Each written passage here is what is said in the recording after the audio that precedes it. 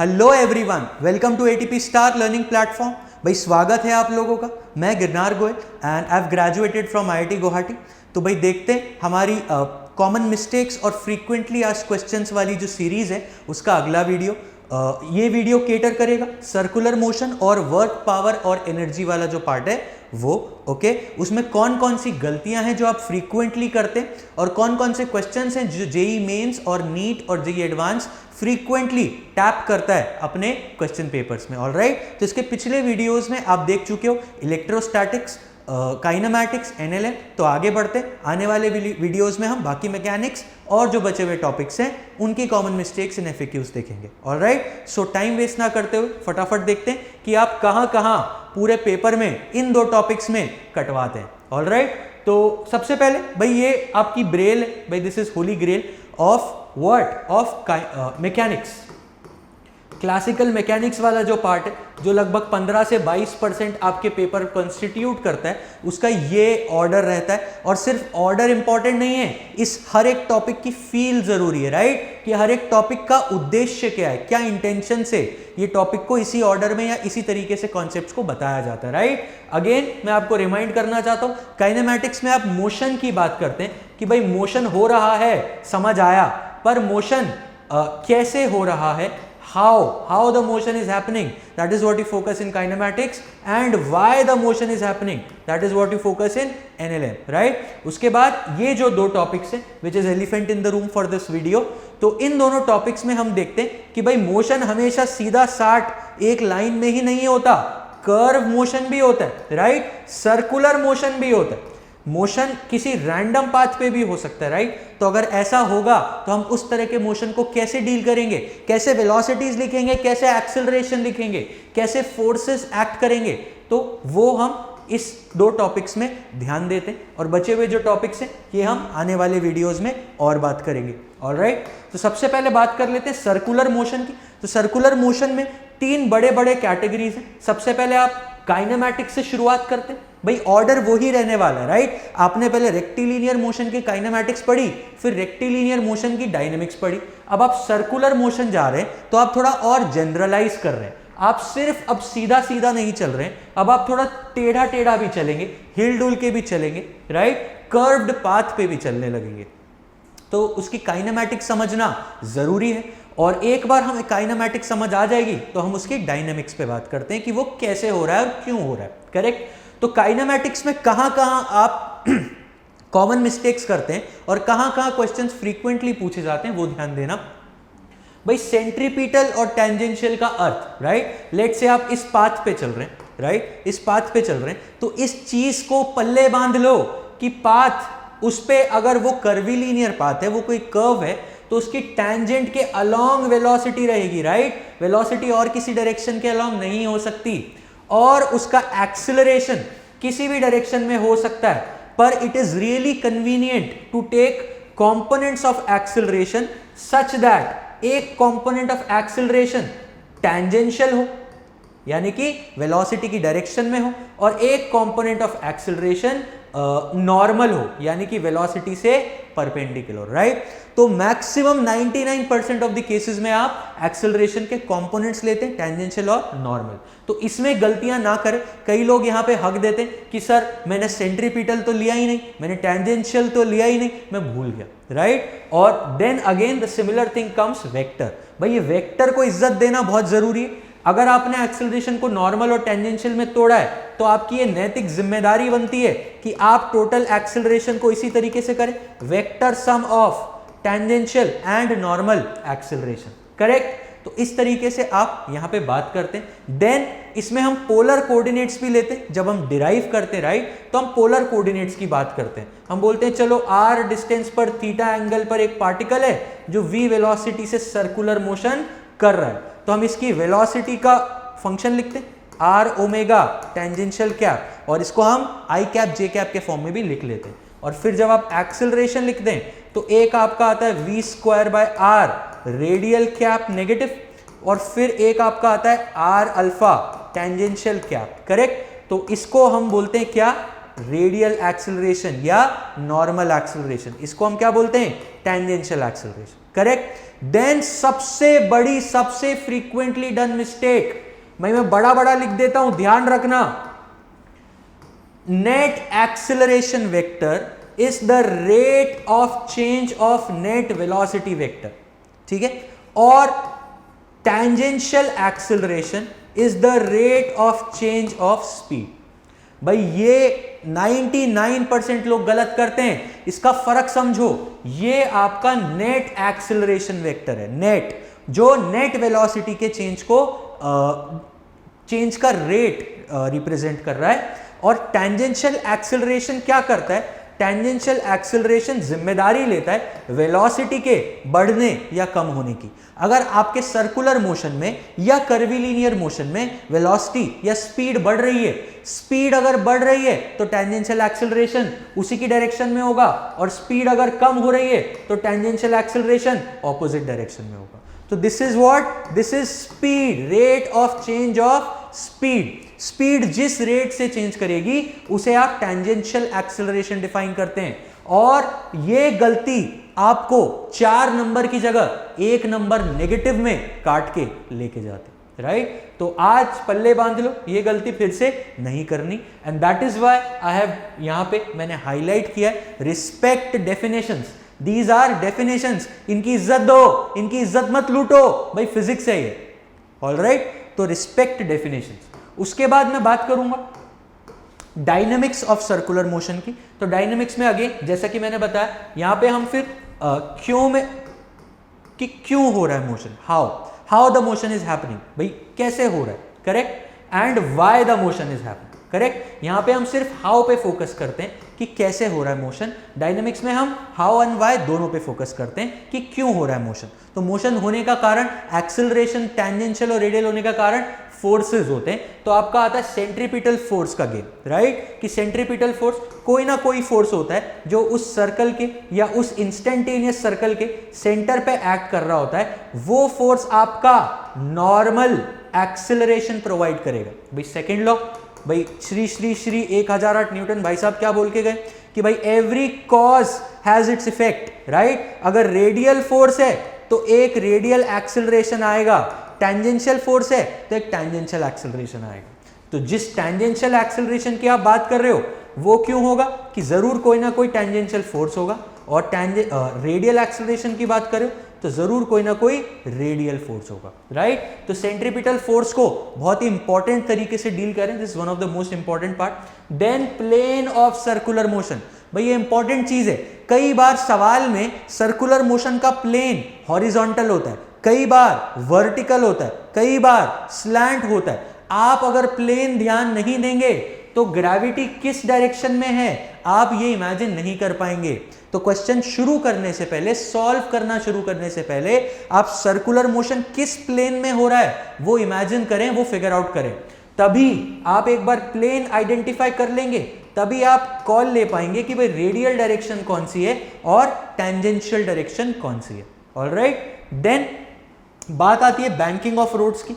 तो banking of roads भाई ये लगभग सभी का फेवरेट है, राइट? सभी को फील आती है इसमें। आप जब भी बैंकिंग पढ़ते हैं, लेट से ये आपका सर्कुलर ट्रैक है, ये उसका सेंटर है, इसको बैंक किया हुआ है लेट से अल्फा पे, करेक्ट? तो यहां से आप भन्नाट गाड़ी निकाल रहे हैं, ये लेट से दिस इज योर व्हीकल,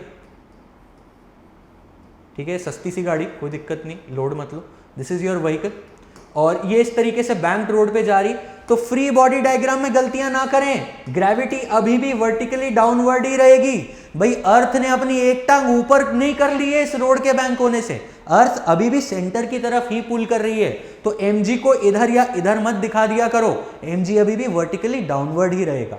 हाँ, क्योंकि कॉन्टैक्ट सरफेस अब स्लैंट है तो आपका नॉर्मल फोर्स वर्टिकल से एक एंगल पर इंक्लाइंड होगा जो कि होगा अल्फा, बैंक्ड एंगल, राइट? अब इनके कंपोनेंट लेके आप बोलते हैं, और क्योंकि tendency of slipping radially outward तो फ्रिक्शन रेडियली इनवर्ड लगता है। स्टैटिक का है कि रोलिंग हो रही है इन पहियों के बीच में, या एक्चुअली स्किड नहीं कर रहे हैं, राइट? तो नॉर्मल का कंपोनेंट और फ्रिक्शन का कंपोनेंट मिलके n sin alpha plus f cos alpha, ये मिलके आपका सेंट्रीपिटल फोर्स प्रोवाइड करते हैं, राइट। कई बार लोग नॉर्मल का कंपोनेंट लेना भूल जाते हैं या फिर फ्रिक्शन का कंपोनेंट लेना भूल जाते हैं, तो ऐसी गलतियां ना करें, राइट। ऑल्सो ये पार्ट्स, स्पेशली ये पार्ट और ये पार्ट फेवरेट है एग्जाम्स का, राइट। नीट, जेई मेंस और जेई एडवांस, स्पेशली आपको कोई भी पाथ दे दिया जाएगा, आपको रैंडम पाथ दे दिया जाएगा और आपसे रेडियस ऑफ कर्वेचर पूछ लिया जाता है। तो रेडियस ऑफ कर्वेचर में याद रखें, आपको v²/a तो पता होता है, पर आप भूल जाते हो कि ये a अपने साथ एक कंपोनेंट की बात कर रहा है।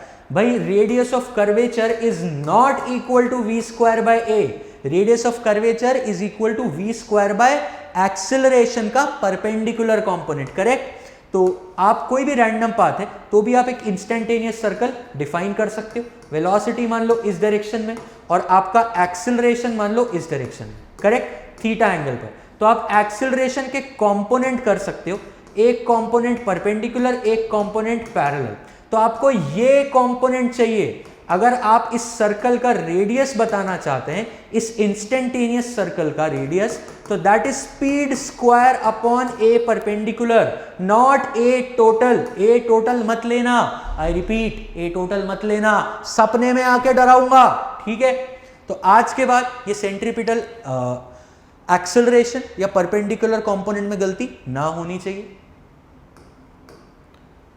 अब बात कर लेते हैं वर्क, एनर्जी और पावर। ये भी अपने आप में एक बहुत बड़ा कंसेप्चुअल सा चैप्टर है और इससे पहले जो आप चैप्टर पढ़ते हैं उसमें आप मोशन की काइनेमैटिक्स, डायनेमिक्स यानी कि कैसे और क्यों की बात करते हैं, पर इसमें आप एक अलग नजरिया देखते हैं। इसमें आप एक करेंसी की बात करते हैं। भाई आप सोचोगे करेंसी का है, करेंसी क्योंकि ये आइडेंटिफाई किया गया बहुत ज़्यादा मोशन ऑब्जर्व करने के बाद कि बॉडीज में जो मैकेनिकल एनर्जी होती है वो एक करेंसी की तरह काम करती है, राइट। एक फॉर्म से दूसरे फॉर्म में आती जाती रहती है, राइट। और उसमें सबसे पहला एक फॉर्म से दूसरे फॉर्म में जाने का या एक बॉडी से दूसरी बॉडी में ट्रांसफर होने का क्लासिक तरीका है वर्क डन, राइट। अगर मैंने किसी भी ब्लॉक को फोर्स लगाया है और मैंने धक्का दिया है तो वो चलने लगता है, क्यों? Because I have done work on that particular body using this force F, right?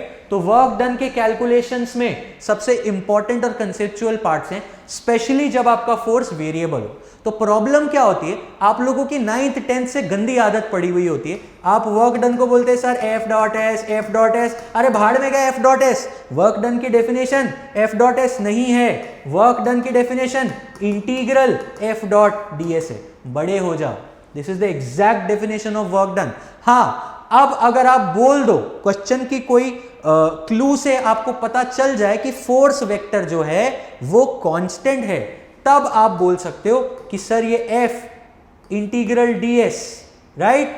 ये तब आप इसको इंटीग्रल के बाहर ले सकते हो, गिवन कि इनका एंगल भी इसी तरीके से लेट से कांस्टेंट चल रहा हो, राइट। ये एंगल थीटा कांस्टेंट हो तो यहां पे आ जाएगा cos थीटा, और तब जाके आप बोल सकते हो दिस इज F.S।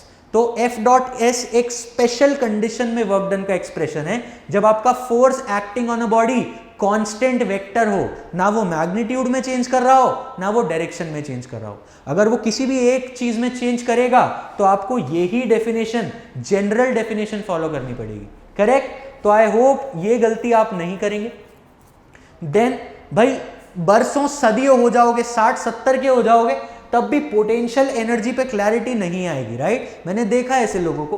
भाई ये सबसे मोस्ट कंसेप्चुअल फंडा, this is the most conceptual part in the whole physics syllabus, right. और यही बाद में आपके 12th में इलेक्ट्रोस्टैटिक्स में आ जाता है, राइट, मैग्नेटोस्टैटिक्स में आ जाता है। तो सबसे पहली बात, हम कभी भी एब्सोल्यूट पोटेंशियल एनर्जी नहीं डिफाइन करते। We do not define absolute potential energy, we always define change in potential energy, right. Change delta U define करते हैं, और कैसे डिफाइन करते हैं?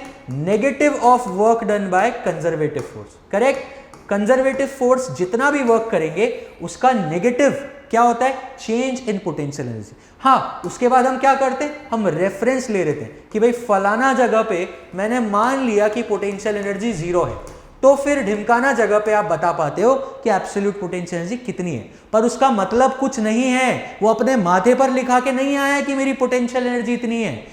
It is the change that counts, right. Absolute value का कोई मतलब है ही नहीं, right. It's always the change that is important. Then conservative और नॉन कंजर्वेटिव फोर्स, अगर इसकी बात चली तो भाई कंजर्वेटिव और नॉन कंजर्वेटिव की डेफिनेशंस में भी आप कई बार हक देते हैं। आप क्या करते हैं, सर फोर्स कंजर्वेटिव है कि नहीं मुझे चेक करना है, तो del F X by del Y must be equal to del F Y by del X. लोग मुंह उठा के del F X by del X कर देते, del F Y by del Y कर देते। भाई वो कंडीशन सेटिस्फाई मत करना, यही कंडीशन सेटिस्फाई करनी है। और अगर y और z में भी है तो अकॉर्डिंगली दो कंडीशंस और आ जाएगी, राइट। तो इस तरह की गलतियां भी ना करें।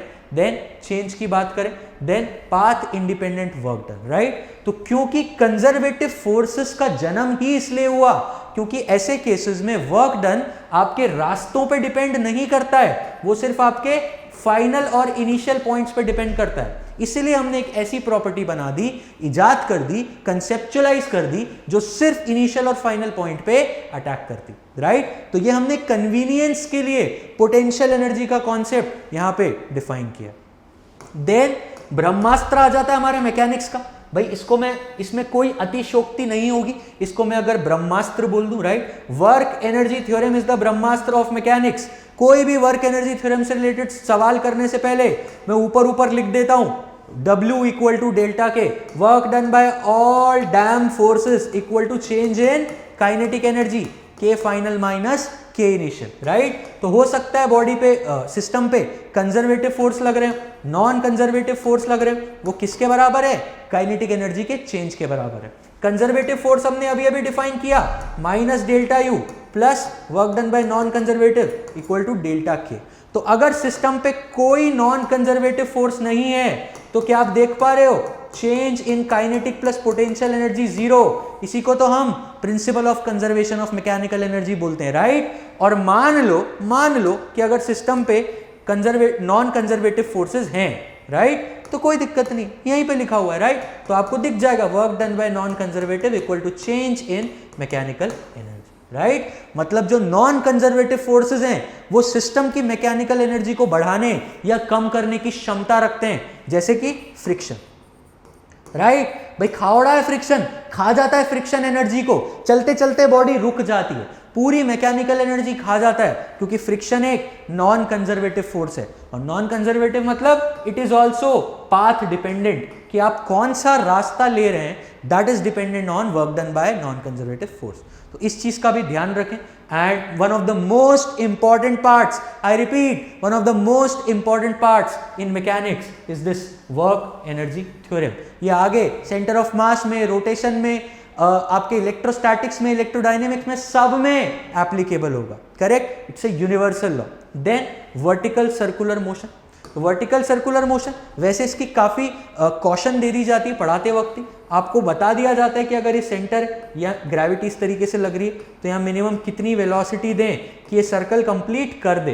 तो कई लोग ये बहुत ही कॉमन गलती, कई लोग यहाँ तक लाते लाते हक देते हैं, वो बोलते हैं सर यहाँ पे इसकी वेलोसिटी जीरो हो जाएगी तो मैं इस पॉइंट और इस पॉइंट में वर्क एनर्जी थ्योरम लगा दूंगा और V मिनिमम आ जाएगा under root of 4GL where L is the length of the string. भाई ये बकवास है, ये एक बार करना गलती, दोबारा कभी मत करना, राइट। यहाँ पे बॉडी की वेलोसिटी जीरो नहीं हो सकती क्योंकि सेंट्रीपिटल फोर्स होना आवश्यक है, सेंट्रीपिटल फोर्स होना नेसेसरी है। और इस पॉइंट के हिसाब से T plus mg mv square by L के बराबर आना चाहिए।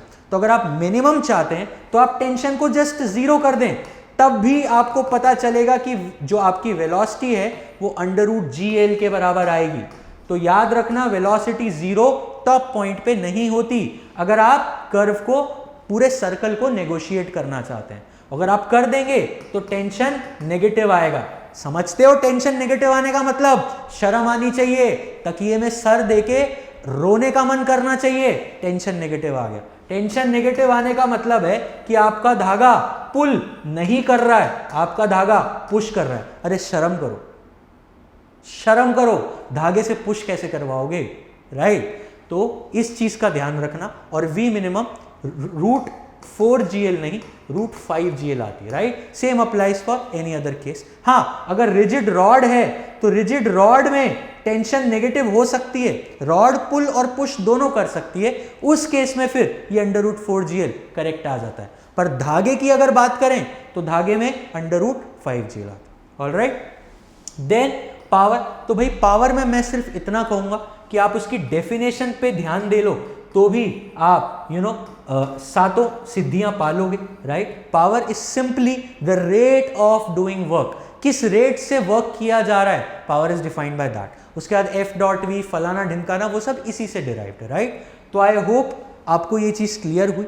और ये सारे जो गलतियों के पात्र हैं, ये सारे जो पोटेंशियल मिस्टेक्स हैं, कहाँ कहाँ हमारे एग्जाम में छुपी होती हैं, किसी किसी मसाले में लगा के क्वेश्चन में डाली हुई होती है, ये प्रैक्टिस के थ्रू और इन क्वेश्चन के थ्रू आइडेंटिफाई करना सीखें और इतनी गलतियां प्रैक्टिस करते टाइम कर लें कि एग्जाम में आप परफेक्शन से पेपर को सॉल्व करें। ऑलराइट, तो इसी सीरीज के अगले वीडियो में मिलेंगे जहां हम सेंटर ऑफ मास की कॉमन मिस्टेक्स और फ्रीक्वेंटली आस्क्ड क्वेश्चंस की बात करेंगे। Alright, and the topics after that. तो आई होप आपको मजा आया। भाई अगर आपको इस सीरीज पसंद आ रही है तो इस वीडियो को लाइक करें, ये आपके लाइक्ड वीडियोज में भी पाया जाएगा आपकी प्लेलिस्ट में।